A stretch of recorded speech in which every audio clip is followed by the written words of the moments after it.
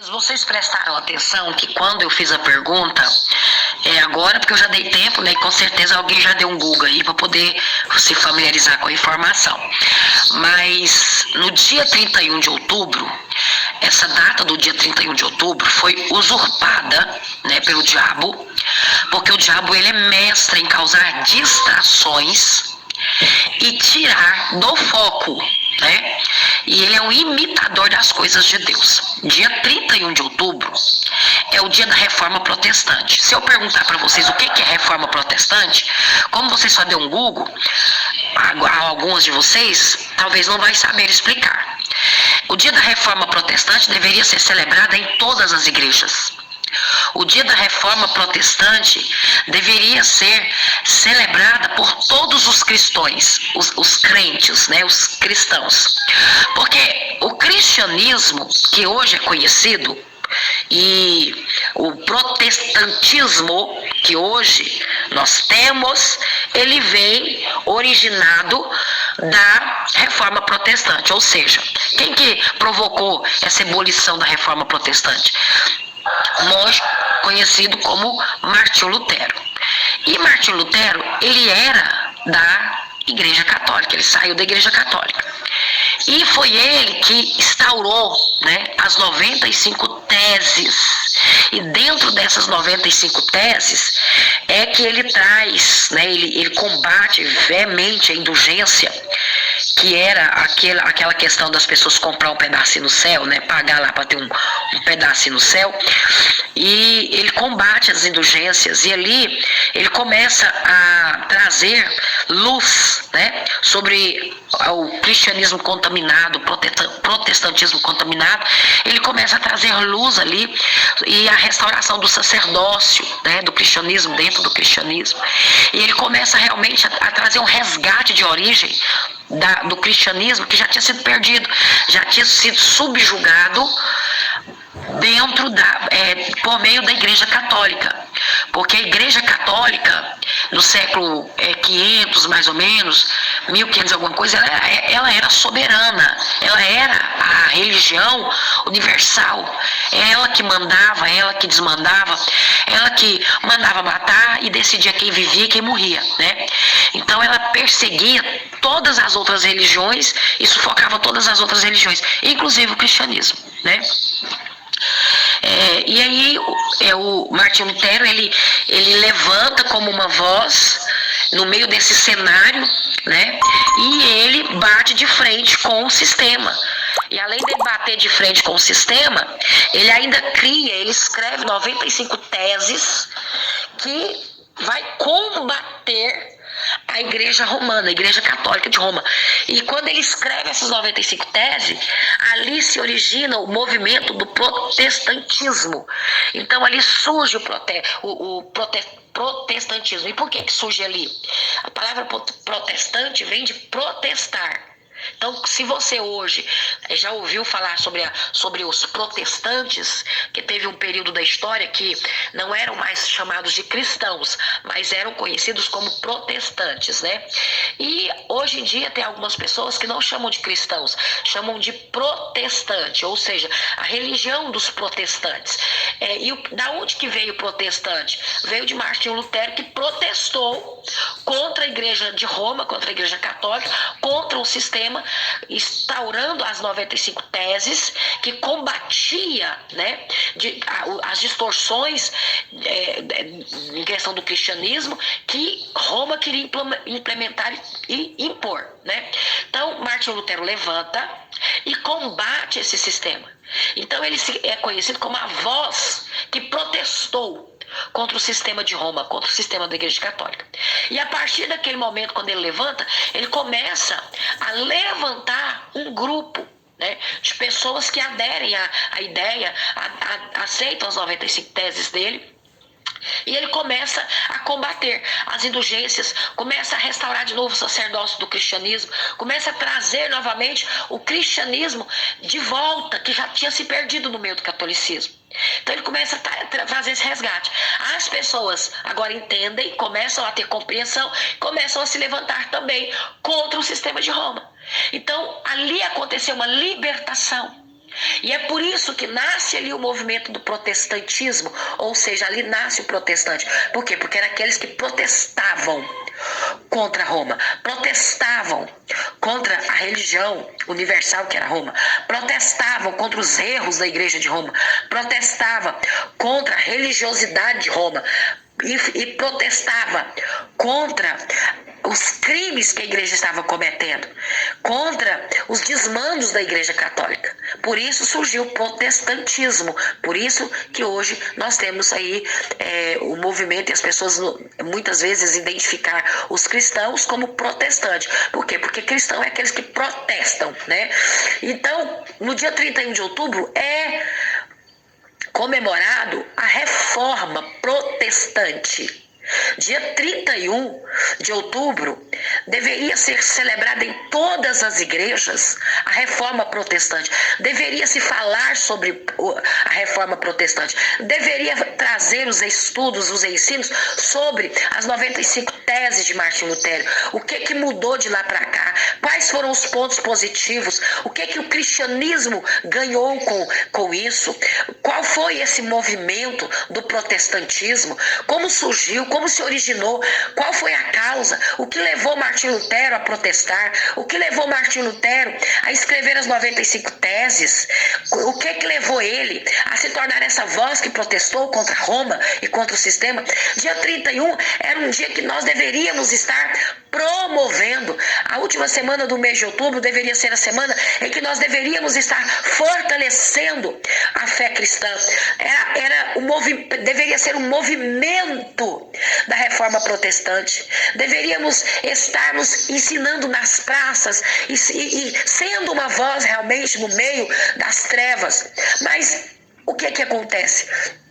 Surgiu-se, trazido de outros países, porque não é cultural do Brasil, mas o Brasil tem, ao longo dos anos, aderido à ideia e aderido a esses movimentos, né, do dia 31 de outubro. Então, o dia 31 de outubro tem sufocado a voz do protestantismo, porque 31 de outubro deveria ser o dia de protestar. Protestar contra as trevas, protestar contra o capeta, protestar contra a bruxaria, protestar contra o inferno, protestar contra o diabo e, com esse protesto, erguer a voz contra o inimigo e combatê-lo, trazendo celebrações com propósitos reais que apontam para a glória. Mas o diabo é estrategista. Ele é estrategista. Então o que ele faz?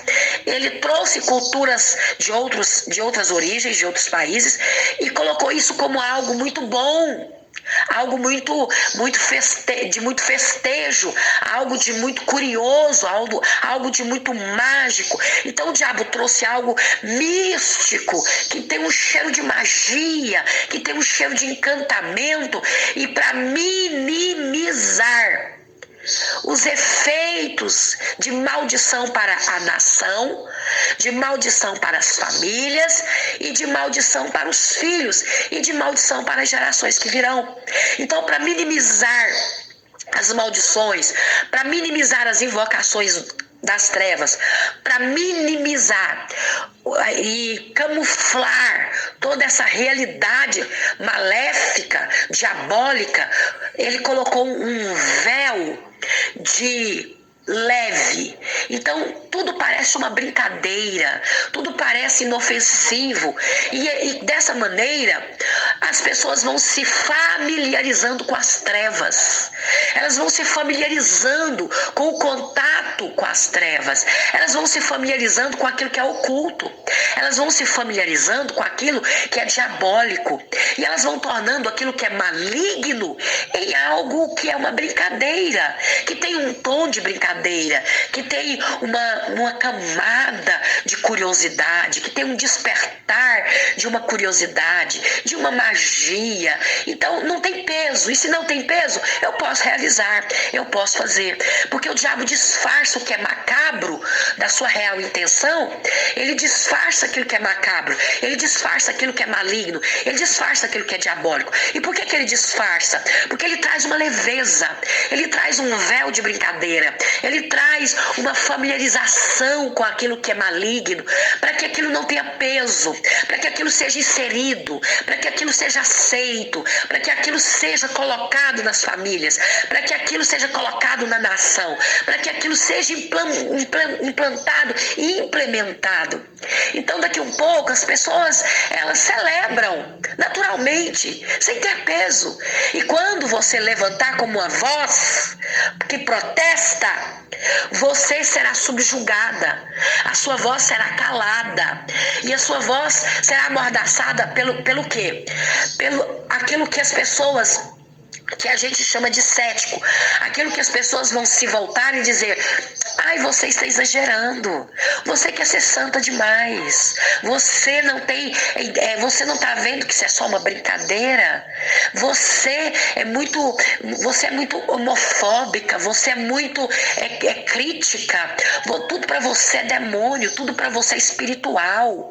As pessoas gostam, as pessoas é livre para fazer o que elas quiserem. E aí a sua voz, que deveria ser uma voz que protesta, agora fica silenciada, agora fica perdida no meio do som macabro, no meio da bruxaria, no meio dos elementos espirituais que estão se juntando para um mover de um culto satânico universal, de invocações universais. A voz que deveria protestar se cala diante da falta de fé das pessoas, diante da falta de credibilidade das pessoas. E as pessoas começam a ter uma visão ficarem tão céticas que elas começam a ter uma visão do normal. Tudo que é macabro agora parece normal. É normal a imagem de um corpo sem cabeça, decapitado, na porta de uma casa. É normal. Não causa repulsa mais. Não causa espanto. Não causa mais medo, nem pavor, nem temor. Pelo contrário, é só um Halloween, uma festa americana que o Brasil comemora. Não é uma festa de Halloween. São altares levantados com propósitos, e existem ofertas oferecidas sobre esses altares. Quando uma casa ela é preparada com abóboras, com símbolos de caveira, quando uma casa é decorada com símbolos macabros que remetem à feitiçaria, que remetem ao satanismo, que remetem às forças das trevas, aquela casa ela levantou um altar a demônios. E ali ela vai oferecer alguns sacrifícios, algumas ofertas. E o que são ofertas? Tudo que é oferta, ela vai dinheiro. É implementado dinheiro, porque você tem que comprar. No Antigo Testamento, quando se ia oferecer um sacrifício, seja para reparação, seja para perdão de pecado, seja para o que fosse, para a cura física, você tinha que ir lá, o sacerdote determinava que você tinha que comprar uma pombinha, uma rolinha, ou um carneiro, um cordeiro, um bode, seja lá o que fosse, um animal, aquele animal tinha que ser comprado. O que é isso? Oferta. Gasto, dinheiro. E aí você tinha que levar e colocar, entregar para o sacerdote, oferecer o sacrifício. Mas aquele sacrifício que vai ser colocado no altar, ele é uma oferta. E ele é uma oferta porque é uma oferta que foi paga, que gerou um gasto. É um dinheiro. Dinheiro vindo é do trabalho. Trabalho é suor. Suor é sangue. Então toda oferta que é comprada, que é colocada sobre qualquer altar, ela é uma oferta de sangue. Fiquem bem claro e aprendam isso pro resto da vida de vocês. É sangue. Então, quando você decora uma casa, você vê a pessoa decorando uma casa, ela gastou dinheiro com aquilo ali. Então ela levantou um altar e o dinheiro que ela gastou para fazer aquilo ali é uma oferta a demônios. A oferta a Satanás. Quando você vê uma criança, uma mãe que pega uma criança e se veste, ela veste uma criança com fantasias que remetem às trevas, que remetem ao ocultismo, ela está oferecendo uma oferta. sobre um altar que já está levantado nesta época e nesse dia. O mundo inteiro, em vários lugares do mundo inteiro, são levantados esses altares. E esses altares, uma vez levantados, eles começam a depositar ofertas sobre esses altares. O que são esses altares? Passa aonde vocês vê decoração. Toda decoração que é feita, ela é um altar levantado. Você vai no shopping, tem decoração, altar levantado. Você vai nas casas, tem decoração, altar levantado. Você vai nos jardins, tem decoração, altar levantado. E aquele altar recebeu oferta. Que oferta? Aquilo que foi gasto para fazer aquele altar, para representar. O que é o altar? É um lugar de representação. No reino espiritual, o altar fala. Se você levanta o altar para Deus, aquele altar fala. Se você levanta o altar para demônios, aquele altar fala. Então, quando você coloca o dinheiro, o que é colocar dinheiro no altar? É comprar. Você comprou, então você ofereceu a oferta no altar. Quando você compra fantasia, você ofereceu a oferta no altar. E aí depois as pessoas estão todas loucas, adoecidas, estão com a mente depressivas, estão completamente perturbadas e não sabem por que está acontecendo um nível tão alto de suicídio. Por que os níveis de suicídio estão crescendo? Por que os níveis de mortes estão sendo alarmantes? Por que tanta tragédia acontece mais no final do ano? Então deixa eu mapear para vocês rapidamente aqui, para vocês verem que o diabo não é bobo. Ele imita tudo que é de Deus. Então ele dia 31 comemora o dia a reforma protestante. O que é protestante? Uma voz que protesta. Cadê os crentes que protestam? Ninguém tem conhecimento, quase ninguém tem conhecimento a respeito disso. Então a voz que deveria protestar está calada. E aí quem é que ganha força? A festa do diabo. Quem é que ganha força? A festa, a magia, a feitiçaria. O que ganha força? Altares de trevas. E nessa data existem muitos sacrifícios, bruxos, macumbeiros de várias linhas, satanistas de várias linhas, fazem sacrifícios ritualísticos para invocar entidades a nível geracional, entidades a nível de cidade, de governo de países inteiros. Então, o que o diabo faz dia 31 de outubro? A nível de mundo, ganha-se território.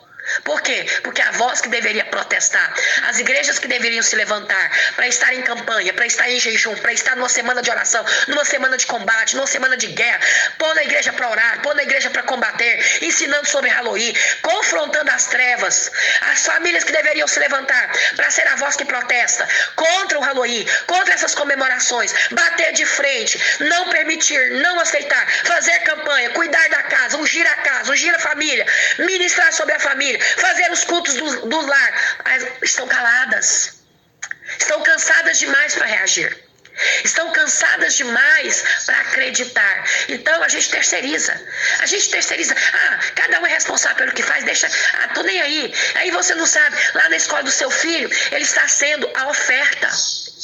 E aí ele está recebendo palavras de maldição, ele está sendo levado a proferir palavras de encantamento, palavras de feitiçaria, que abrem portais do reino espiritual, que faz com que demônios rastreadores rastreiam aquele DNA. E a igreja está adormecida, ninguém acorda, ninguém faz nada, ninguém cuida nem da sua própria casa espiritual.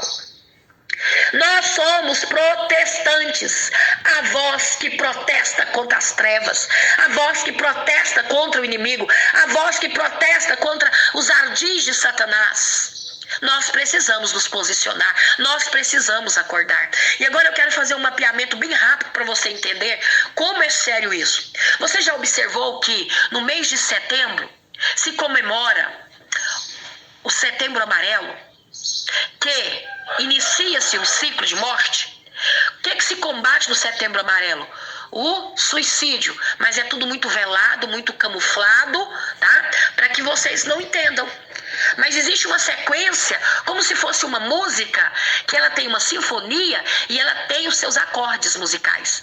E ela tem as suas frequências musicais. Então segue comigo. Tá louca, Isso aí é coisa da cabeça, isso aí é loucura. Então acompanha comigo, só me acompanha, tá? Pra você ver tanto que o diabo é esperto. E os crentes parecem que estão ficando emburrecidos. Parece que estão ficando com a mente tampada.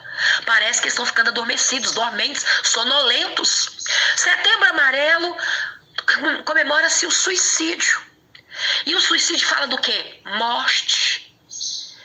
E será que realmente é para alertar sobre o suicídio? Mas o suicídio não acontece o ano inteiro?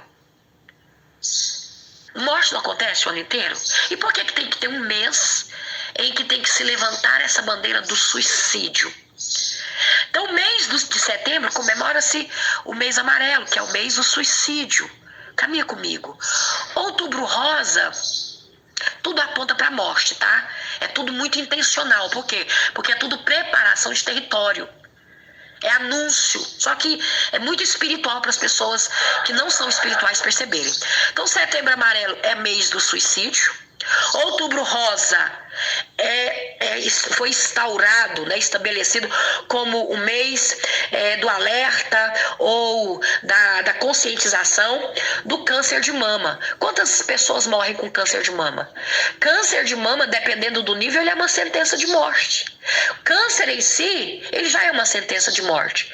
Quando a pessoa descobre, ela já está com uma sentença de morte. Ela só não vai morrer por permissão de Deus e por um tratamento precoce. Por um tratamento bem precoce. Então, para as pessoas terem esse entendimento. Então, o Outubro Rosa vem para fazer o quê? Vem para levantar uma campanha, né, de conscientização sobre o quê? Câncer de mama. Mas logo em seguida também, dentro do Outubro Rosa, nós temos dia 31, que é comemorado o Dia das Bruxas, o dia macabro, o dia que é preto, o dia que tem muita caveira, o dia que tem muito símbolo de morte para todo lugar, né? Então, dia 31 é comemorado o dia das bruxas, da malignidade, da feitiçaria, não é? E o dia 31 é o último dia do mês de outubro. Dia 31 é o último dia do mês de outubro. E no último dia do mês de outubro, nós tivemos aí setembro amarelo, que é o mês do suicídio, e o outubro rosa, que é o mês do câncer, né? E aí dia 31 vem o Brasil inteiro e muitos lugares do mundo cheio de símbolos de morte, de caveira, de coisas demoníacas, que é uma celebração de um altar. Não para por aí. Quando chega dia 1º de novembro, é comemorado o Dia de Todos os Santos, para ratificar toda a celebração que já foi feita. Todos os santos. Já diz, o Dia de Todos os Santos. O Dia de Todos os Santos. E nesse 1º de novembro, inicia o Novembro Azul, que também é o mês de câncer de próstata, que tem como diagnóstico, muitas vezes, a morte de muitas pessoas por conta dessa doença, por conta do câncer de próstata, né? E não só isso, aí fecha-se o ciclo de 3 meses, no dia 2 de novembro. E o que se comemora no dia 2 de novembro? O Dia dos Mortos. Por que não se comemora o Dia dos Vivos e precisa ser celebrado o Dia dos Mortos? Da onde se originou tudo isso? E que sinfonia é essa? Que frequência é essa que só fala de morte? E aí finaliza o ciclo celebrando exatamente o Dia dos Mortos. Então perceba-se que uma colheita começa já no mês de setembro, uma preparação de território, falas e mais falas sobre morte, e aí depois segue outubro falando de morte. Dia 31 de outubro começa um altar levantado para aquilo que já foi oferecido. Dia 1º de novembro começa uma celebração para todos os santos, que é para ratificar o 31. E aí dia 2 fecha com o Dia dos Mortos. Quem disse que os mortos precisam de um dia? Tem morte, todos os dias tem gente morrendo. Todos os dias tem morte. Mas então por que o diabo é tão intencional? Por que ele escolhe períodos tão específicos? Porque novembro, final de outubro para novembro, é início de primavera, é final de um ciclo para o começo de um. E é início de frutos, é início de um novo ciclo. E como que o inimigo quer preparar o ciclo que vai começar? Ele já quer preparar um ciclo que vai começar, um ciclo de maldição, um ciclo de governo, um ciclo de tomada de território, um ciclo de ganho de território. O diabo não é bobo. Satanás sabe trabalhar. Então o que o diabo faz? Ele silencia a voz que deveria protestar com um som de incertezas, de transformar o macabro em algo leve, porque se ele transforma e dá uma conotação de leve, a semana toda, seus filhos, você nem sabe, seus filhos estão vendo filme de terror de madrugada com 6, 7 anos de idade. Você está dormindo, seus filhos estão com 8, 9 anos, tá lá na televisão assistindo os filmes de terror, porque essa semana é uma semana que a mídia prepara a mente das crianças, dos adolescentes e de toda a população. Ela precisa preparar um território para levantar o altar dia 31. Então é filme de terror o tempo todo para alimentar o espírito de todo mundo. É mensagens subliminares na televisão, mensagens subliminares nas redes sociais, para trazer um ar de festa, de celebração das trevas, como se algo fosse normal, fosse simples e não tivesse peso, fosse só uma brincadeira. Mas isso são portais espirituais que trazem maldição para a nação, maldição para as cidades, maldição para os estados, maldição para as famílias. E quando nós, consciente ou inconsciente, participamos, sem ser a voz que protesta, nós estamos autorizando as trevas a avançar. É por isso que a voz daquela que precisava protestar está calada. É por isso que a igreja não está tendo força de celebrar uma voz que protesta. É por isso que a igreja não está tendo força de, na semana do Halloween, na última semana do mês de outubro, colocar campanha, colocar a igreja para orar de madrugada, colocar vigília, colocar proposta de oração, colocar a igreja para marchar. Não tem força. As pessoas estão cansadas demais para perceber. As pessoas estão cansadas demais para enxergar. As pessoas estão cansadas demais, sonolentas espiritualmente, cansadas emocionalmente, desgastadas espiritualmente para se posicionar na guerra. E é por isso que nós estamos vendo o avanço das trevas, o avanço do reino das trevas, como estão avançando. Precisamos voltar ao posto.